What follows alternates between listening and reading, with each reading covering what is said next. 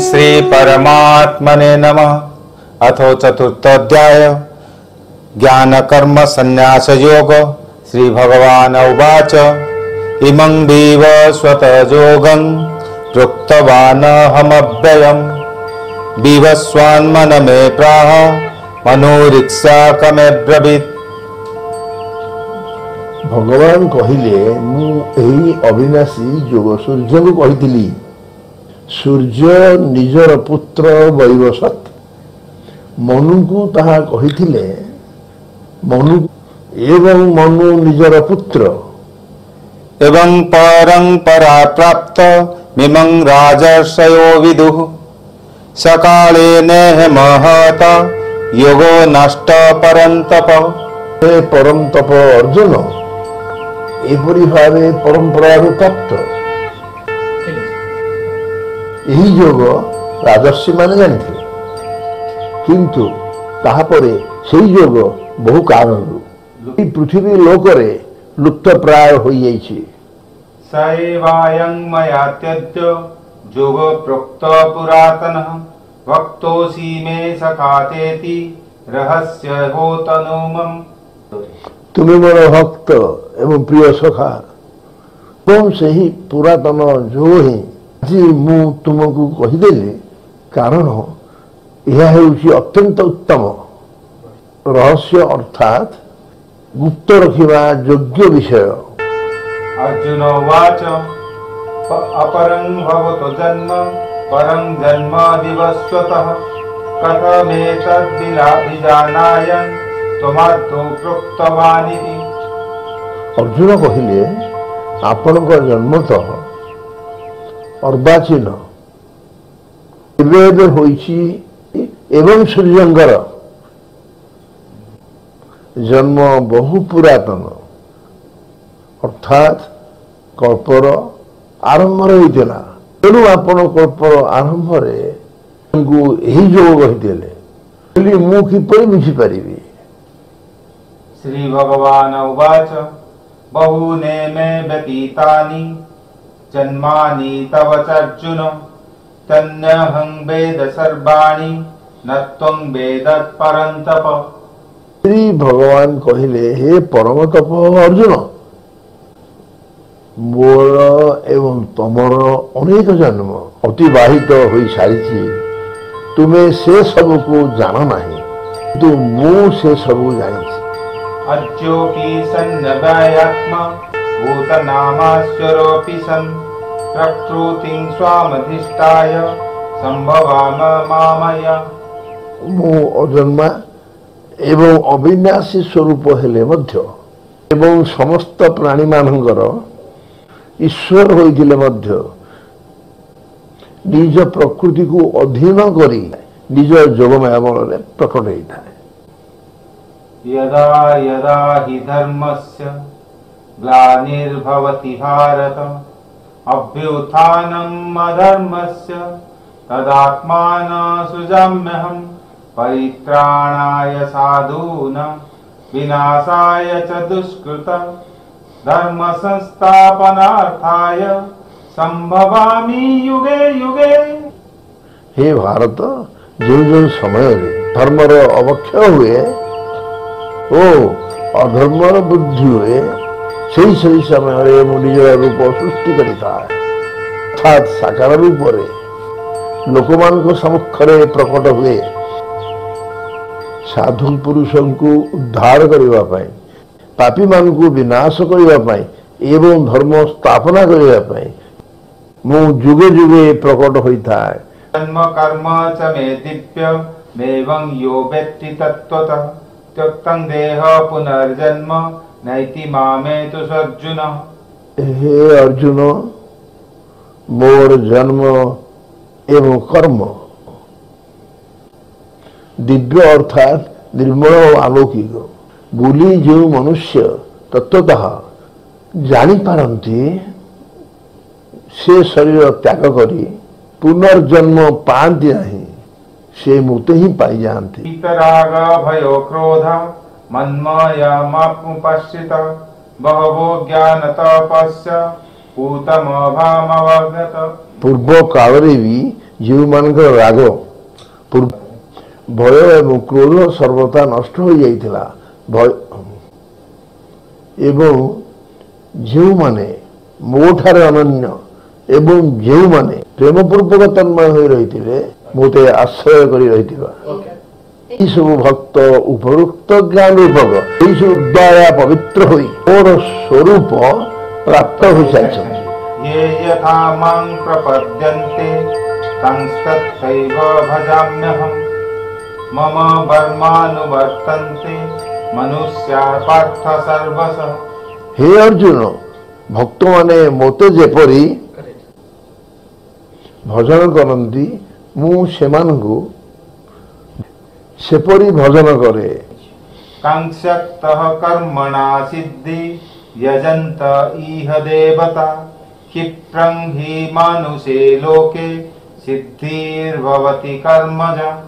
यही मनुष्य लोकरे कर्म फल आकांक्षा करुथिबा लोके देवता मानकु पूजा करती कारण सेमानकु पूजा कले कर्मरु उत्पन्न फल शीघ्र मिल जाए। दुर्वर्ण मया सृष्ट गुण कर्म विभागसः तस्य कर्तारमपीमं विद्य कर्तारमव्ययम्। ब्राह्मण क्षत्रिय वैश्य एवं शूद्र यही चारि वर्ण गुण एवं कर्मर विभाग पूर्वक मो द्वारा रचित होइछि एपरि भाव रे मु सही सृष्टि रचना भी कर्मर कर्ता होइतिले मध्य तुमे मोते अर्थात अविनाशी परमेश्वर को वस्तुतः आकर्ता बोली जान। न मं कर्माणि लिम्पति न मे कर्म फले स्पृहा इति मां जो विजानाति कर्महीन स बध्यते। कर्म फल रे मोर स्पृहा नहीं तेणु मोते कर्म माने लिप्त करि पारंती नहीं। ए मोते यही प्रकार ए मोते यही परि तत्वतः जानि पारंती। एवं ज्ञात्वा कृतं कर्म पूर्वरपि मुमुक्षुभिः कुरु कर्मौ तस्मात् पूर्वं पूर्वोत्तर कृतम्। पूर्व काल रे मोक्ष माने पूर्व मध्य एहा जानि कर्म करिथिले तेणु तुमे मध्य पूर्वज मानकर द्वारा आदि कालरू थिबा कर्म ही कर। किं कर्म कि कर्माति कवयोप्यत्यमोहिता तत्व कर्म प्रवक्ष्यामि यज्ञत्वत्त मोक्षसे शुभात्। कर्म कौन एवं अकर्म कौन ताहा निर्णय करिबा बेले हिमान पुरुष माने मध्य भ्रमरे पड़ी जाती तेणु मु तुमको सही कर्म तत्व भाव रे बुझाई कहीदेवी भल जहा जानिले तुमे अशुभरु अथवा कर्म बंधनरु मुक्त होइजिवो। कर्मण्यो ह्यपि बौद्धव्यं बौद्धव्यं च विकर्मणः अकर्मणश्च बौद्धव्यं गहना कर्मणो गति। कर्मर स्वरूप जानिबा उचित एवं अकर्मर स्वरूप जानिबा उचित कारण कर्मर गति अति गहन कारण कर्मण्य कर्म यः पश्योद कर्मणि च कर्म स बुद्धिमान्यन्यसु सयुक्त कृष्ण कर्मकृत्। कर्मरे अकर्म दर्शन करती एवं अकर्मरे कर्म दर्शन करती एवं से मनुष्य मानक मध्य बुद्धिमान एवं सही योगी समस्त कर्म कही थांती। जस्य सर्वे समारंभा काम संकल्प वर्जिता ज्ञानाग्नि दग्ध कर्माणं तमाहु पंडित बुद्धा। समस्त शास्त्र सम्मत कर्म कामना शून्य कर्म ओ संकल्प शून्य होता है ओ समस्त तथा जहांकर समस्त कर्म ज्ञान रूपक अग्नि द्वारा भस्म हो जाइछि कहते ज्ञानी माने मध्य पंडित बोली कहते। ज्ञान त्यक्त कर्म फलासंग नित्य तृप्तो निराश्रय कर्मण्याभिन्न प्रवृत्ति नैव किंचित करोति सः। जो पुरुष समस्त कर्म रे सर्वथा आसक्ति त्याग करी संसार आश्रय रहित हो जाइछन्ति नित्य तृप्त हो रहिछन्ति नित्य कर्म भल भाव प्रवृत्त होई मध्य वस्तुतः किसी करन्ति नाही। निराशीर्य चित्तात्मा त्यक्त सर्व परिग्रह शरीरं केवलं कर्म कुर्वन्नाप्नोति किल्बिषम्। आशा रहित होई थांती जे अंतःकरण इंद्रिय मानकर जे समस्त भोग सामग्री परित्याग कर दिछन्ति सेही पुरुष केवल शरीर संबंधी कर्म करुथिले पाप भागी होंति नाही। जदृच्छालाभ संतुष्टो ज्ञात्वातीतो विमश्चरः समसिद्धावसिद्धौ च कृत्वापि न निबध्यते। अपना छाए मिलुथिबा पदार्थ रे सदा संतुष्ट रहन्ति ये सर्वदा ईर्ष्याशून्य हो जाइथांति शोकादि डरु सर्वथा होंति नाही अर्थात ये कर्म बंधन रे पड़न्ति नाही। गत संगस्य मुक्तस्य ज्ञानवस्थित चेतसः जज्ञायाचरतः कर्म समग्रं प्रविल्यते। जे देहाभिमान ममता रहित हो जाइछन्ति चित्त निरंतर भल भाव विलीन हो जाता है। ब्रह्मार्पण ब्रह्महवि ब्रह्माग्नो ब्रह्मणाहुतम् ब्रह्मैव तेन गन्तव्यं ब्रह्म कर्म समाधिना। सुबादि उपकरण ब्रह्म एवं हवन यज्ञ आहुति दान रूपक मध्य ब्रह्म क्रिया मध्य ब्रह्म ब्रह्म कर्म से ब्रह्म कर्म स्थित योगी द्वारा प्राप्त होउथिबा फल मध्य ब्रह्म ही अटे ब्रह्म ही अटे। दैवमेवा परे यज्ञ योगिना पर्युपासते ब्रह्मज्ञा परे यज्ञ यज्ञनोपजोहति। केतक योगी देवता मानकर पूजन रूपक यज्ञ ही भल भाव अनुष्ठान करती।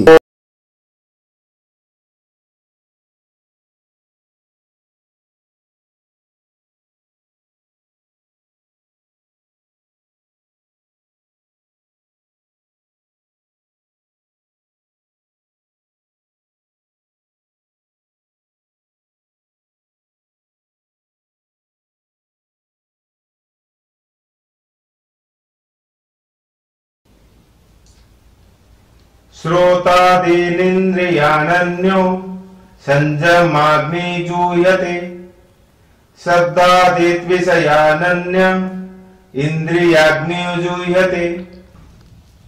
अन्य योगी माने श्रोत्रिय इंद्रिय मानकु संयम रूपक अग्नि मानकरे होम करती एवं आउ केतक योगी शताब्दी विषय मानकु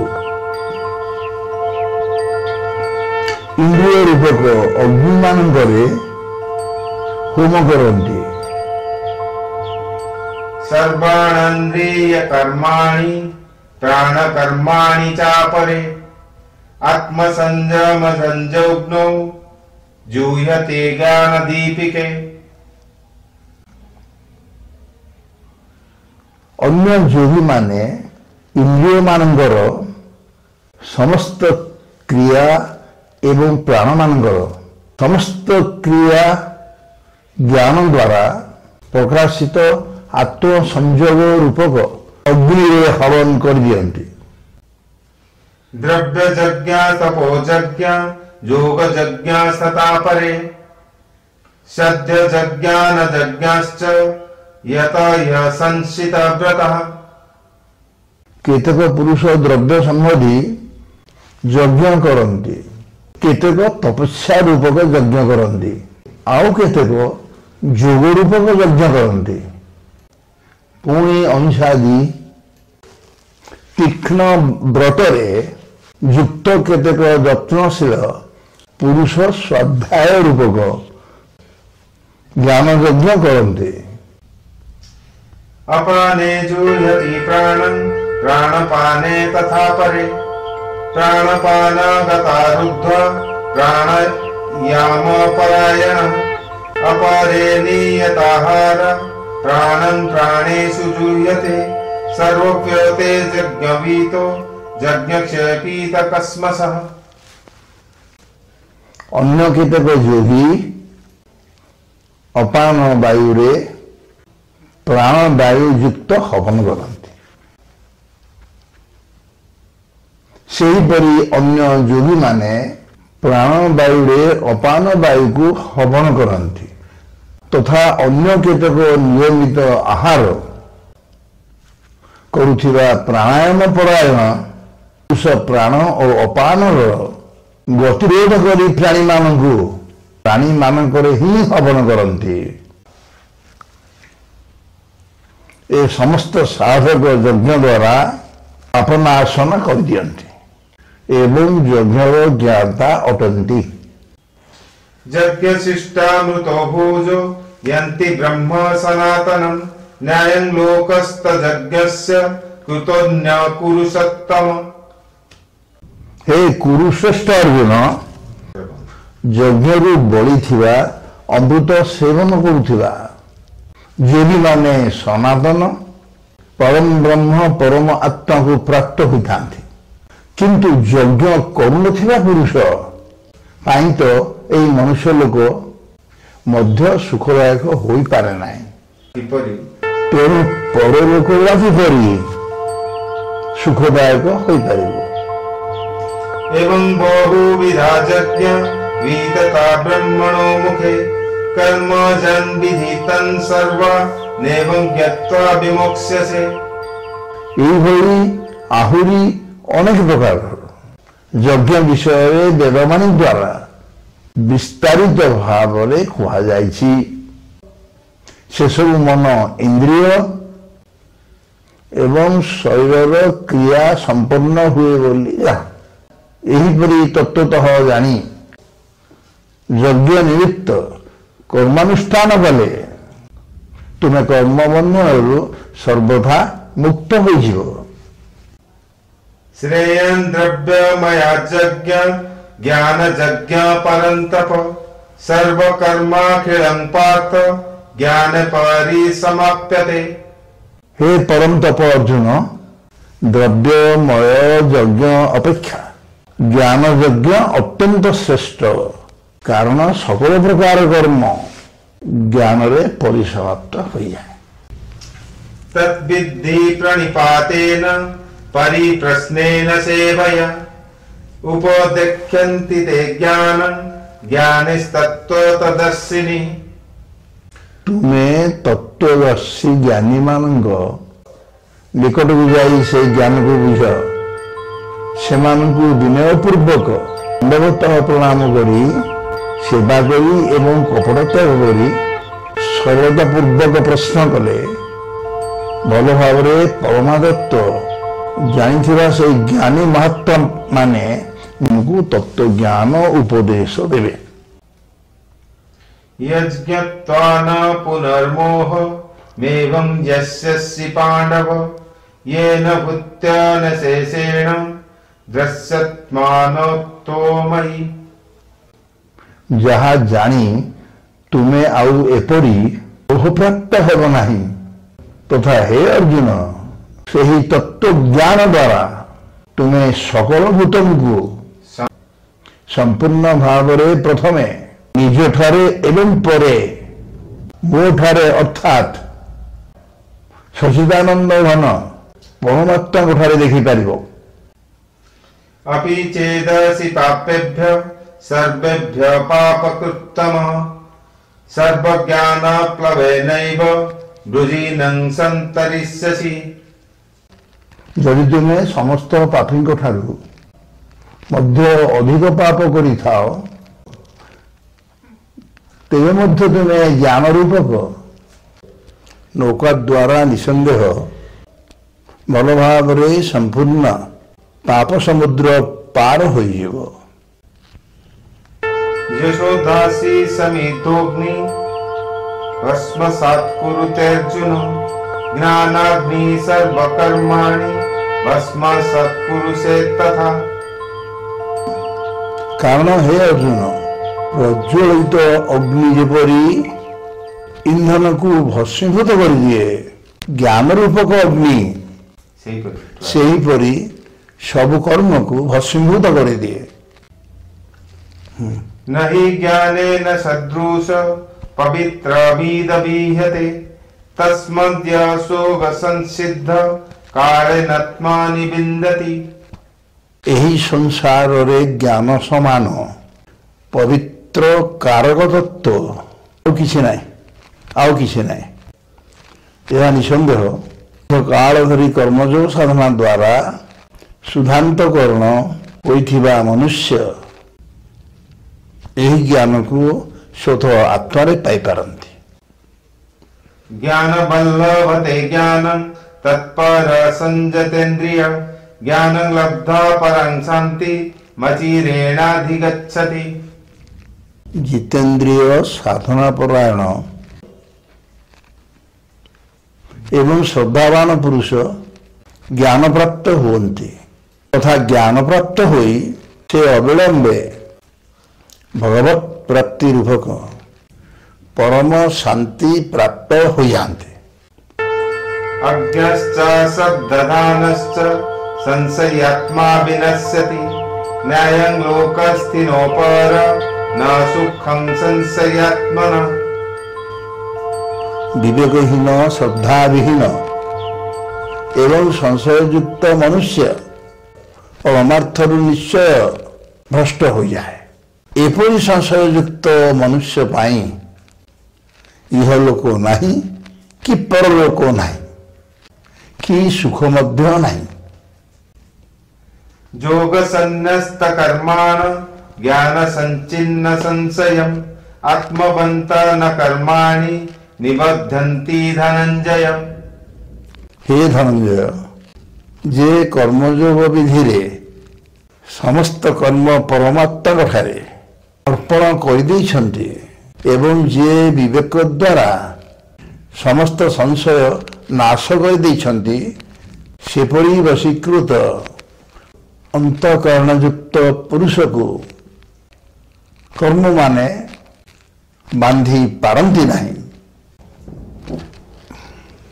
तस्मात् ज्ञान संभूतं हुतः संज्ञानसीनात्मनः चित्तो न संशययोग मातिष्ठोतित्थ भारत।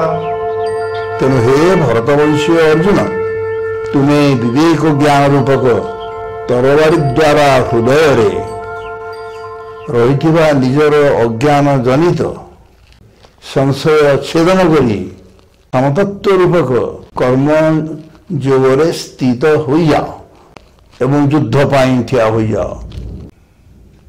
ओम तत्सत् श्रीमद्भगवद्गीतासु उपनिषत्सु ब्रह्म विद्यायां योगशास्त्रे श्रीकृष्णार्जुन संवादे ज्ञान कर्म संन्यास योग नाम 4th अध्याय।